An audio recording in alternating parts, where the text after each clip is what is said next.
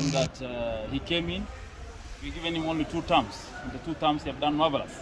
But the constitution removed him, in that he could not go further.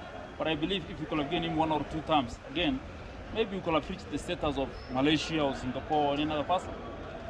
So that's why I said, surely is it advisable to remove somebody because of a time limit while he's performing? If you go into the corporate world, the CEO of Cooperative Bank has been there for a long time, but he has not been removed. Why? Because he's performing well, the bank is going well. Go to Equity, the same.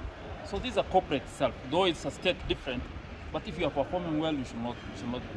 Assuming that now the current government, we came in when the government, the economy is at a state we cannot talk of.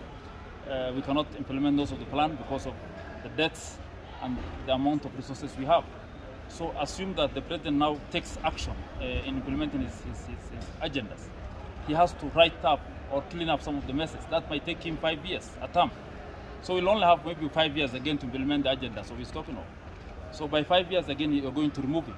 So I was thinking maybe if we give any president for you to implement your agendas, clean up the mess of the other previous government or whatever it is, you're given a 5-year term to do that. And then you implement 2 or 2 terms again, you can do something. But I believe 2 terms is not enough for somebody to implement the agendas you want. I know we created some storm in the morning. These were statements I made on Saturday, I think, when we were distributing food in Garissa. And those statements, first I want to make it clear, it's not a party stance. It has nothing to do with the current president. It has nothing to do with the government. It has nothing to do with anybody else other than Kenyans. This is a debate which will have come, which will come and will continue to come. For one, it's a debate about the Constitution.